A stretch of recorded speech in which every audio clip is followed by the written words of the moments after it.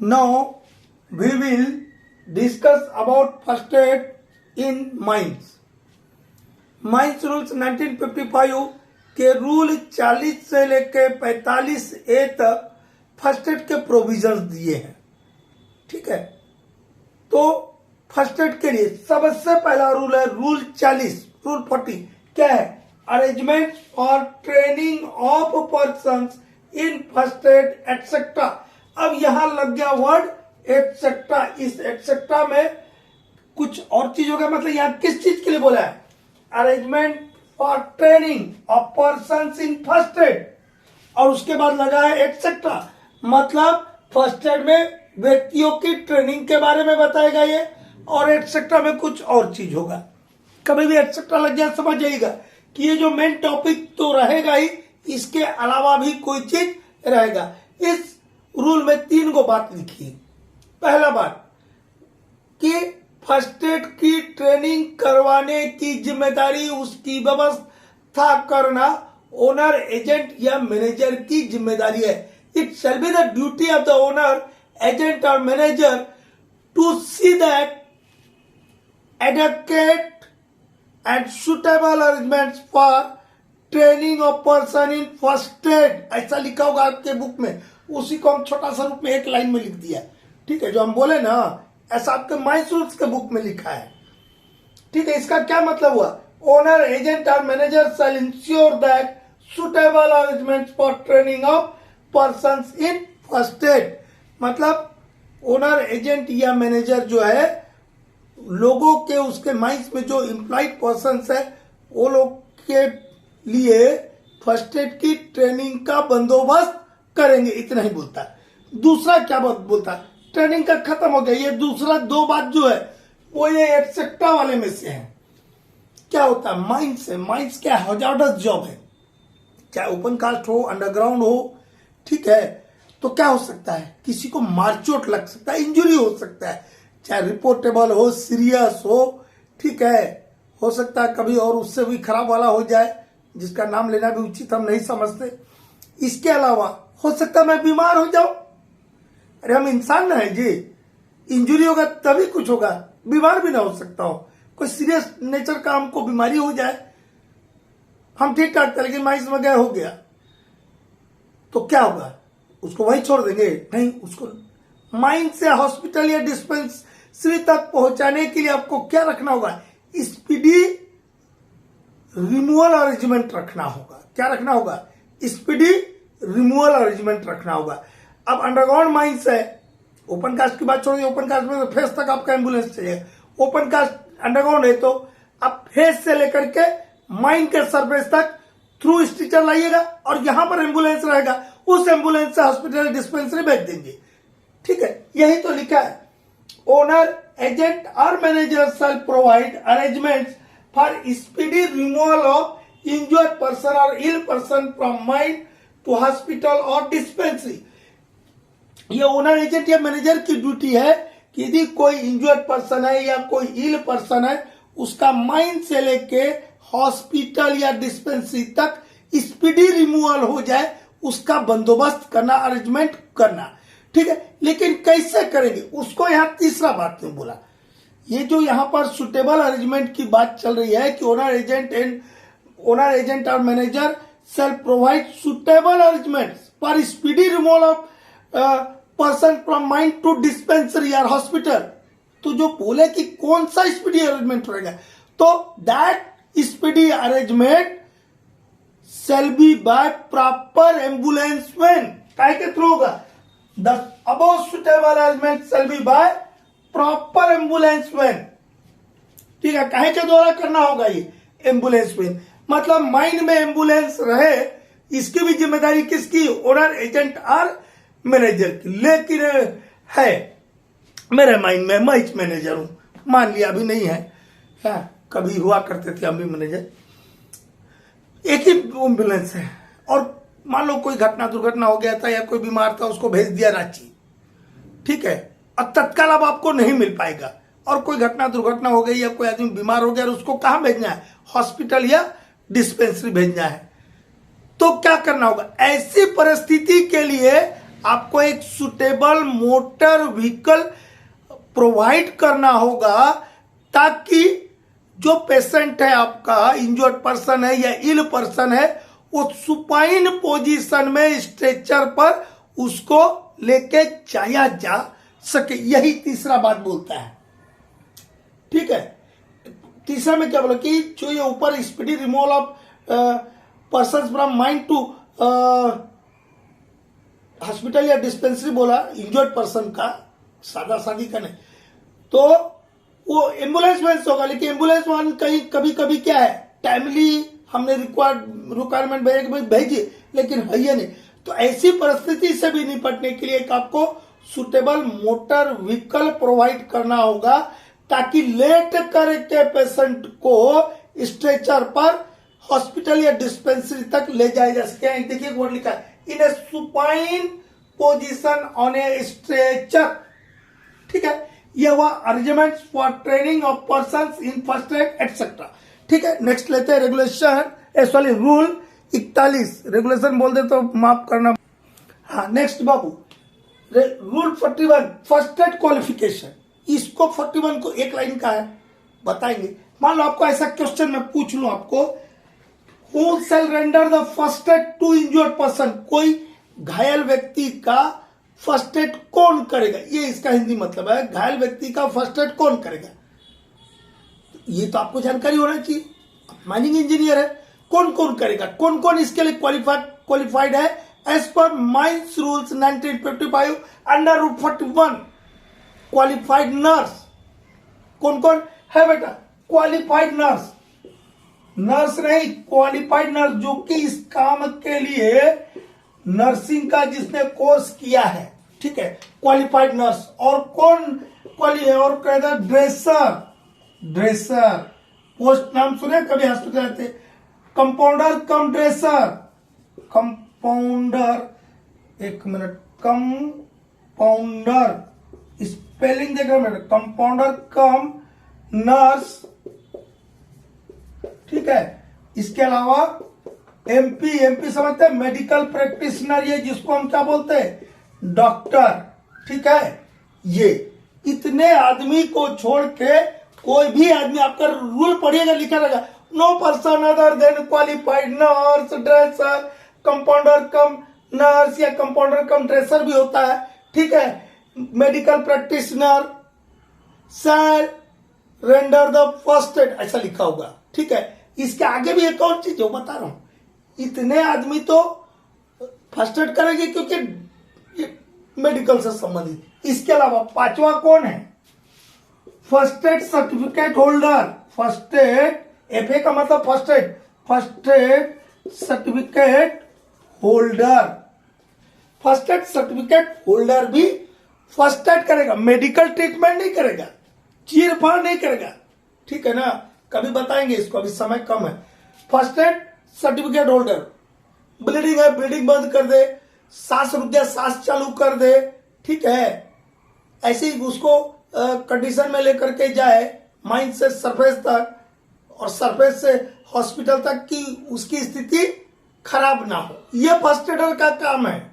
अब डॉक्टर नहीं है, first adder is not a doctor, doctor तो ये एमपी मेडिकल प्रैक्टिशनर है जिसको डॉक्टर बोलते हैं, या मेडिकल अफसर जिसको बोलते हैं हम, ठीक है। अब फर्स्ट एड सर्टिफिकेट होल्डर, इसका लेकिन सर्टिफिकेट का स्टैंडर्ड क्या होगा, आप the standard of Saint John's ambulance association India, एक ऑर्गेनाइजेशन का नाम है, उस ऑर्गेनाइजेशन के स्टैंडर्ड का जो सर्टिफिकेट जो भी ऑर्गेनाइजेशन और देगा हिंदुस्तान में, वो सर्टिफिकेट होल्डर जो फर्स्ट एड सर्टिफिकेट होल्डर है, he will be also render the first aid to the injured person.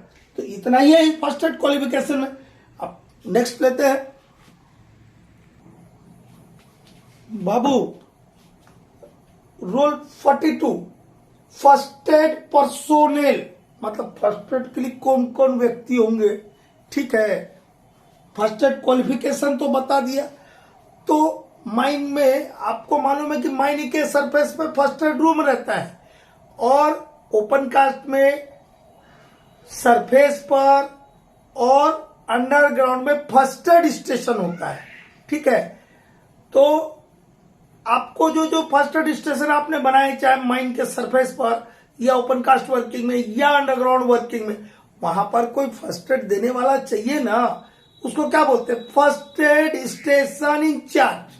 ठीक है, वही तो बोल रहा हूं कि first aid station shall be under the charge of A first of a person holding qualification under rule 41 में किसका क्वालिफिकेशन दिया? फर्स्ट एडर का दिया। कौन फर्स्ट एड करेंगे? यही ने क्वेश्चन पूछा था। क्या पूछा था? Who shall render the first aid to the injured person. मतलब फर्स्ट एडर कौन कौन रहेगा? फर्स्ट एडर मतलब फर्स्ट एड देने वाला qualified nurse, dresser cum nurse या कंपाउंडर कम नर्स, डॉक्टर, या लास्ट में कौन था इनके अलावा?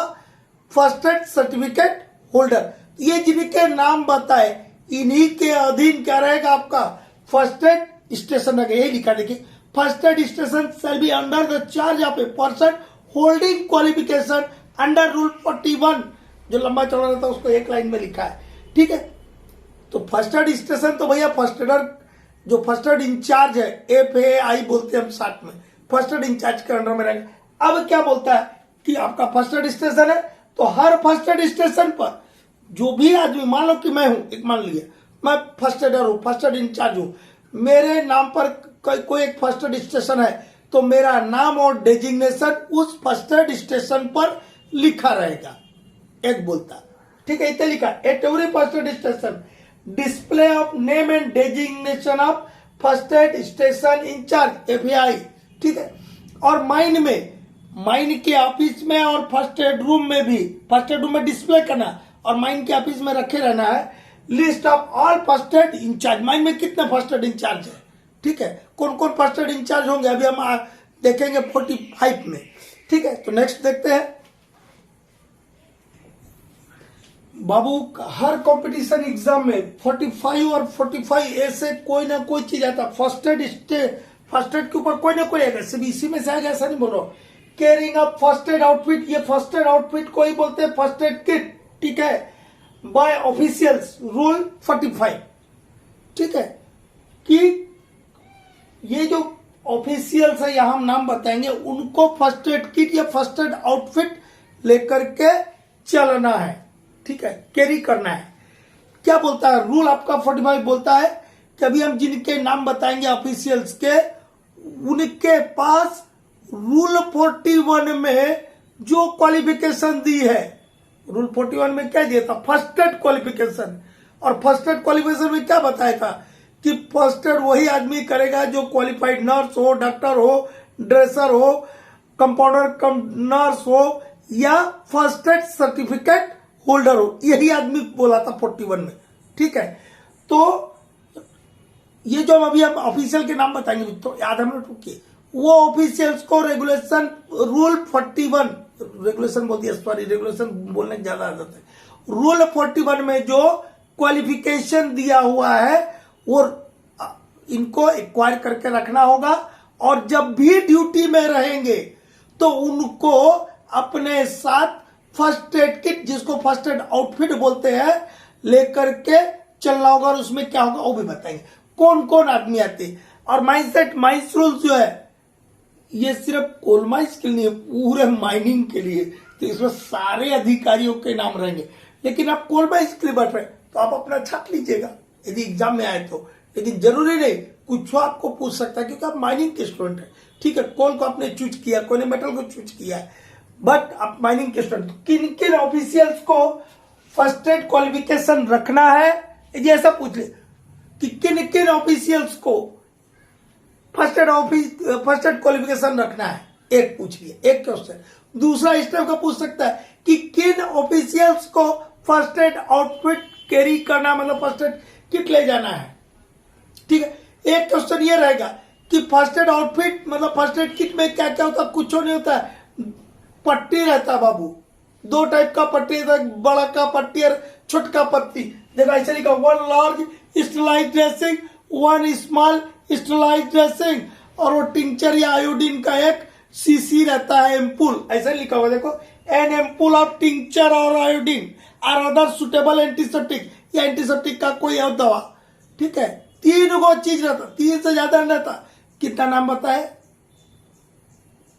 वो बेटी तो सुनी नहीं रही आजकल, पहले लड़के लोग थे पानी में, आजकल तो बेटियां भी आ गई, नहीं समझ आया। अरे 3 टूल पट्टी, 2 टाइप का पट्टी, वन लार्ज स्टेरलाइज्ड ड्रेसिंग, दूसरा स्मॉल स्टेरलाइज्ड ड्रेसिंग, एक एक, ठीक है, 1 लिखा है। और एन एम्पुल, एक मतलब एन का मतलब यहाँ एन वाला जो उधर अंग्रेजी में पढ़ते थे ना आर्टिकल, एन का मतलब एक एन एम्पुल ऑफ टिंचर और आयोडीन और अदर सुटेबल एंटीसेप्टिक, इतना ही सामान रहता है। और क्या बोलता है कि this outfit shall be securely packed to protect it from dirt और वाटर, ये नीचे लिखा होगा।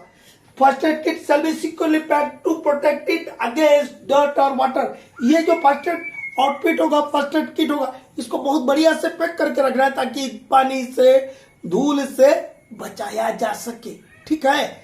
और किन किन ऑफिशियल्स को आपको फर्स्ट एड क्वालिफिकेशन चाहिए और फर्स्ट एड आउटफिट किनको लेके जाना, किनको लेके जाना?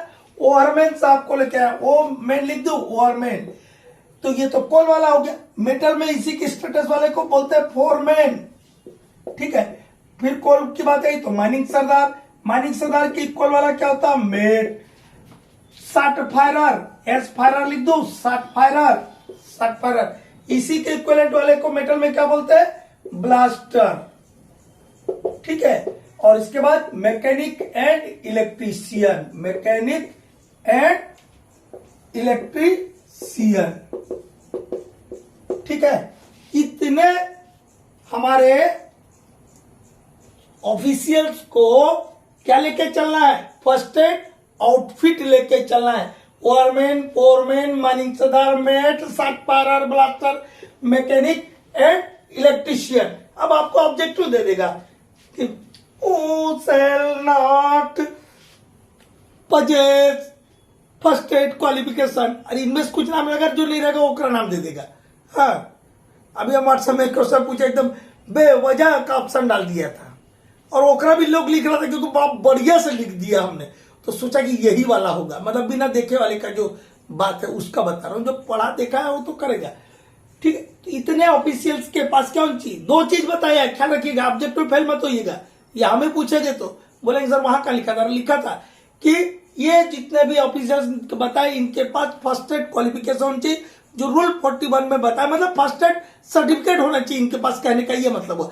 दूसरी बात कि जब ये जिनका नाम अभी बताए, ये सारे व्यक्ति जब भी ड्यूटी पे जाएंगे तो ये अपने पास फर्स्ट एड आउटफिट, ये जिसको फर्स्ट एड किट बोलते हैं, वो लेकर के रहेंगे। फर्स्ट एड आउटफिट में क्या होता है वो बता दिया, उसको कैसे पैक करना है वो बता दिया। यही सब और छोटा छोटा चीज को पूछता है, लेकिन हम पढ़ के नहीं जाते, ठीक है। तो बोलेंगे 45 बता दिया, 43 44 कहां गया? 43 फर्स्ट एड रूम को 5 लाइन में बताया है बेटा, 2 जगह मिलेगा, माइसेक्स के प्लेलिस्ट में जाके देखिएगा, और first class second class legislation के प्लेलिस्ट में भी है, और 45 को भी बताया हुआ है, सॉरी 44 को भी बताया हुआ है, इसलिए वो दोनों को अभी छोड़ दिया। अब 45A देखते हैं, क्या देखते हैं? 45A medical attention in case of injury. 45A medical attention in case of injury मतलब क्या हुआ बेटा? यदि किसी भाई बंधु को ड्यूटी के दौरान मार चोट लग जाए तब क्या करना है, क्या मेडिकल अटेंशन लेना है, ठीक है। Medical attention in case of injury, rule 45A क्या है बेटा? यदि किसी व्यक्ति को मारचोट लग गया, किसी व्यक्ति को मारचोट लग गया तो क्या करेगा? वो अपने ऑफिशियल्स को खबर करेगा, अपने सुपीरियर ऑफिशियल को खबर करेगा कि सर मुझे मारचोट लग गया। लेकिन जिसको मारचोट लगा है, यदि वो इस पोजीशन में नहीं है, he is not in position to inform the official, मतलब वो इस पोजीशन में नहीं है कि अपने सुपीरियर ऑफिशियल को खबर कर सके, तो जो ये बात जानेगा पहली बार कि फलानवा को मारचोट लग गया है, उसकी ड्यूटी है कि वो ऑफिशियल को खबर करे, ठीक है। अब उस ऑफिशियल की ड्यूटी होती है कि उस व्यक्ति के फर्स्ट एड करने की व्यवस्था करे, और यदि उस ऑफिशियल की नजर में मारचोट का नेचर इतना ज्यादा है कि यदि डॉक्टर बुलाने की जरूरत पड़े तो वो डॉक्टर बुलाने की भी व्यवस्था करेंगे। ये हुआ। फिर रूल 44 भी था और 45 भी था, अब भी 45 बताया है। बोला हम तो 43 44 कहीं बता दिए, इसलिए यहां नहीं डिस्कस की है। तो 45 के तहत जिन लोगों को अभी नाम बताए थे, ओवरमैन, एकदम कॉल कर ले, सिर्फ उधर के छोड़ देते मेटल, ओवरमैन, माइनिंग सरदार, साटपायर, मैकेनिक, इलेक्ट्रिशियन, यदि ये व्यक्ति जो है पास में है, जो कि रूल 45 के अनुसार फर्स्ट एड क्वालिफिकेशन रखते हैं, ये उस व्यक्ति का फर्स्ट एड करेंगे। रूल 44 के अधीन नियुक्त फर्स्ट एड स्टेशन इंचार्ज, जो nearest first aid station in charge होगा, वो भी उस घायल व्यक्ति की फर्स्ट एड करेगा। इतना ही दिया है 45A में, ठीक है। 43 और 44 को मेरे दूसरे वीडियो से देख लीजिएगा। तो ये आपका कंप्लीट हो गया फर्स्ट एड इन माइंस, ठीक है। ये वीडियो आपको कैसे लगा यूट्यूब में कमेंट कीजिएगा, व्हाट्सएप में मत कीजिएगा, यूट्यूब में कमेंट करके बताइएगा। हम कम समय में अधिक से अधिक आप लोग को देने की कोशिश करते थे कि आप लोग का भी समय बचे और बेकार की चीजें दिमाग में ना घुसे, ठीक। Okay, thank you.